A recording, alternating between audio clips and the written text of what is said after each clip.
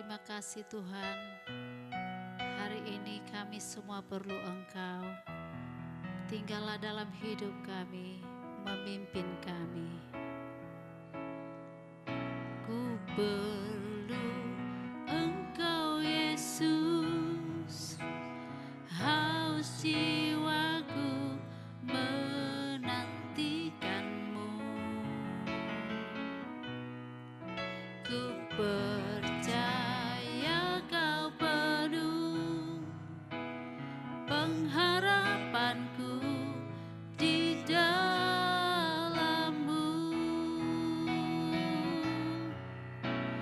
Yesus, hanya Kau yang ku andalkan, melebihi siapapun juga. Yesus, hanya Kau yang ku percaya di setiap waktu. Tiada lain yang ku andalkan selain Kau, Yesus.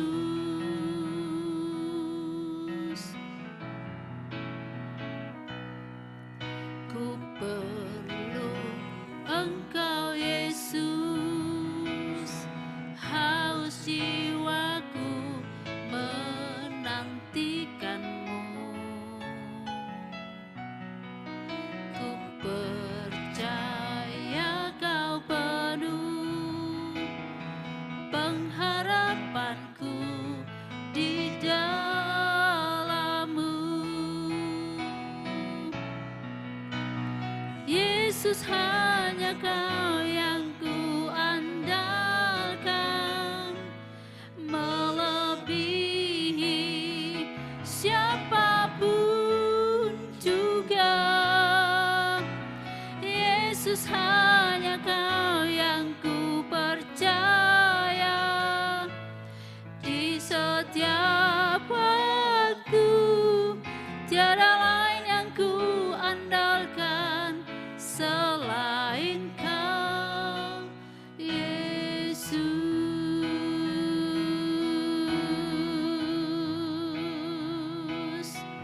Kami mengandalkan-Mu Tuhan, kami mengandalkan-Mu di setiap langkah kami.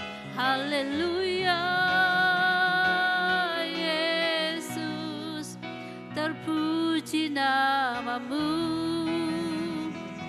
Haleluya, terpuji nama-Mu Tuhan. Haleluya,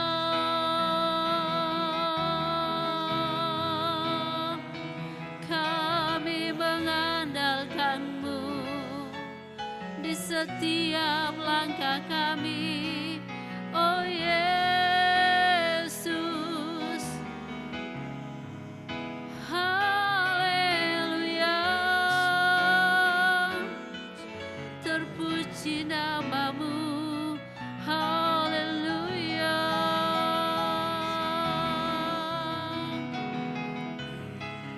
haleluya, kami muliakan nama-Mu, Raja segala raja Kau Tuhan, Tuhan yang jaya dan perkasa. Haleluya,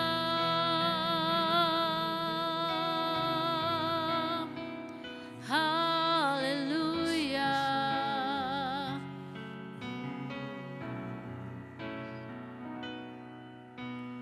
Yesus, hanya Kau yang ku andalkan, melebihi siapapun juga.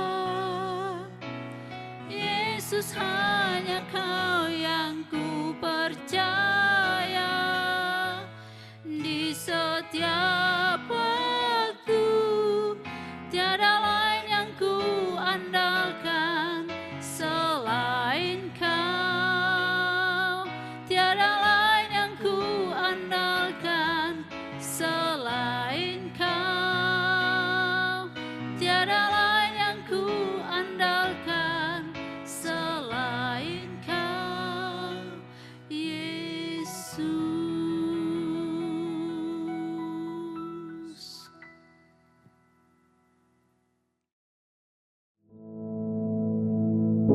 Our Father, which art in heaven, hallowed be thy name. Thy kingdom come, thy will be done in earth as it is in heaven. Give us this day our daily bread, and forgive us our debts, as we forgive our debtors. And lead us not into temptation, but deliver us from evil. For thine is the kingdom, and the power, and the glory, forever. Amen.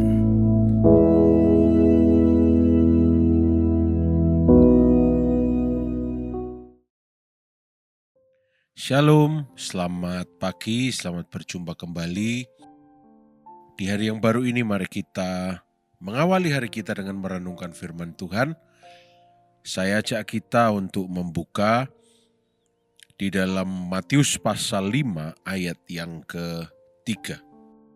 Firman Tuhan berkata, "Berbahagialah orang yang miskin di hadapan Allah, karena merekalah yang mempunyai kerajaan surga." Saudara, sebuah ayat yang pasti kita pernah dengar, pernah baca, pernah renungkan. Tapi ayat ini kalau tidak berhati-hati kita bisa salah mengerti. Kalau kita baca dalam bahasa Indonesianya, berbahagialah orang yang miskin di hadapan Allah. Oh, berarti betul ya. Hidup di dunia, ya muda foya-foya, tua kaya raya, mati masuk surga itu nggak boleh. Kita semua harus miskin. Kita semua harus kekurangan. Kita semua tidak boleh duniawi, hedon. Ya ini namanya pembenaran. Kalau kita baca, terutama dari terjemahan bahasa Inggrisnya, jelas sudah muncul kata-katanya. Blessed are the poor in spirit. Berbahagialah orang-orang yang rohnya itu in spirit. Selalu memiliki mindset yang poor.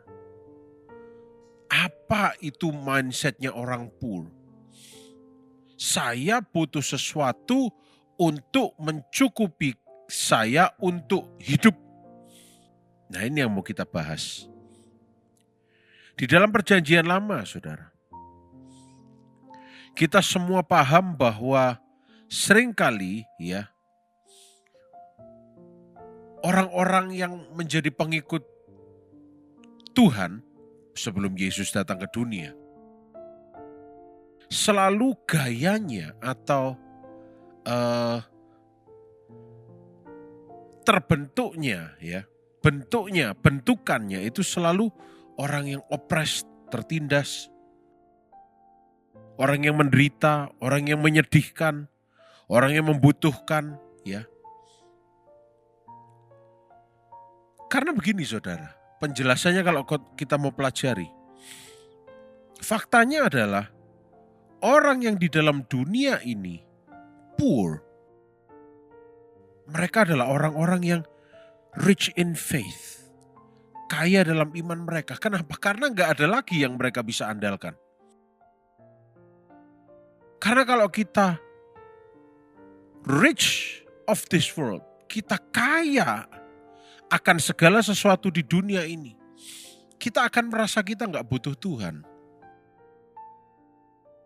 Tapi kalau di mindset kita, kita tahu I am poor without God. Tanpa Tuhan, tanpa Roh Kudus, my spirit is poor, miskin, kekurangan. Jadi poor itu bukan hanya miskin ya, tapi berkekurangan. Maka karena berkekurangan akan terus mencari sampai mendapatkan. Ini berjalan sesuai dengan tema tahunan kita. Mengikut Yesus, menyangkal diri dan memikul salib kita. Seringkali kalau kita baca, ya, kita lihat di dalam Alkitab, Kalau di Mazmur ada dituliskan di Mazmur 73 ayat yang ke-12. Sesungguhnya itulah orang-orang fasik, mereka menambah harta benda dan senang selamanya. Seringkali the ungodly, orang-orang yang tidak takut akan Tuhan, adalah orang-orang yang mencari kesenangan dunia, ya, sehingga mereka menjadi prosper in the world. Mereka menjadi makmur di dunia ini. Tapi saya percaya, sebentar lagi tidak sedikit orang-orang yang mendengarkan kabar baik ini, hidupnya akan diberkati oleh Tuhan, tapi tetap sadar bahwa dia butuh Tuhan selama-lamanya. Dia tidak akan meninggalkan Tuhan karena hartanya, karena kemakmurannya, tapi tetap ingat bahwa itu semua dari Tuhan. Kalau kembali lagi ke kisah perjanjian lama, umat-umat Tuhan seringkali styled atau digambarkan seperti orang yang miskin, orang yang membutuhkan. Ya. Sebetulnya saudara, secara gamblang aja saudara, itu sebetulnya adalah sebuah frame of mind, kerangka berpikir. Yang tadi saya sudah sampaikan di awal, cara untuk mengekspresikan. Kalau di Alkitab itu seringkali kan para penulis Alkitab menggunakan istilah the humble, orang yang rendah hati. The meek, orang yang tulus baik hati. The lowly, orang yang merendahkan dirinya. Tapi di sini kita lihat ada kalimat yang sifatnya menjelaskan dirinya sendiri. Poor in the spirit. Rohnya yang selalu merasa haus, lapar, kekurangan. Bahkan di dalam kesadaran dirinya yang paling dalam, menyadari apa yang sebetulnya dia benar-benar butuhkan. Sebuah kesadaran yang mengosongkan diri atau memfokuskan diri kepada sesuatu. Dan kita sadar bahwa di hadapan Tuhan, we are void of everything. Kita sebetulnya hampa akan segala sesuatu di hadapan Tuhan. Kalau kita sadar bahwa tanpa Tuhan kita ini hampa, maka kita sadar kita harus terus be poor in the spirit. Be poor in the spirit. Firman Tuhan berkata, berbahagialah orang yang miskin di hadapan Allah. Terus wanting, terus menginginkan, terus merindukan. Tidak pernah muak, tidak pernah bosan. Terus roh kita ini ya merasa aku mau terus ikut Yesus, aku mau terus memandang Yesus. Aku perlu Yesus dalam hidupku. Tanpa mindset yang miskin di hadapan Allah ini, kita tidak punya akses terhadap kekayaan Kristus. Kalau saya bicara kekayaan Kristus bukan berarti uang dan harta. Lebih dari segalanya itu. Seringkali kalau kita bilang kekayaan, pasti pikiran kita uang, harta, saham dan seterusnya. Bukan. Segala sesuatu yang bahkan kita tidak bisa bayangkan, itu adalah kekayaan Kristus. Kalimat berikutnya di ayat 3 ini, karena mereka lah yang mempunyai kerajaan surga. The poor in the spirit, orang-orang yang miskin ya di hadapan Allah. Mereka bukan hanya akan mendapatkan kerajaan surga, mereka sudah memiliki kerajaan surga. Ketika orang lain itu berjalan dalam bayangan yang hampa, tidak punya tujuan, karena tidak menginginkan sesuatu. Tapi orang-orang yang poor in the spirit, mereka tahu mereka perlu Tuhan. Mereka tahu mereka perlu gandol Gusti. Mereka tahu mereka perlu seorang pribadi atau sesuatu yang menjadi pegangan mereka. Saudara, makanya seringkali kalau kita lihat orang yang suka minta-minta, mereka nggak punya motivasi yang lain. Kecuali orang yang berpura-pura ya. Atau mencoba mencari keuntungan dengan cara yang nakal. Tapi kalau orang benar-benar sudah tidak punya apa-apa, mereka berpasrah diri. Karena kehidupan mereka benar-benar tergantung dari apa yang mereka terima. Dari sumber itu. They are void in everything. Mereka hampa dalam segala sesuatunya. Mereka nggak peduli lagi image mereka. Mereka nggak peduli lagi yang lain-lain. Mereka cuma perlu yang memberi kepada mereka. Poor in the spirit.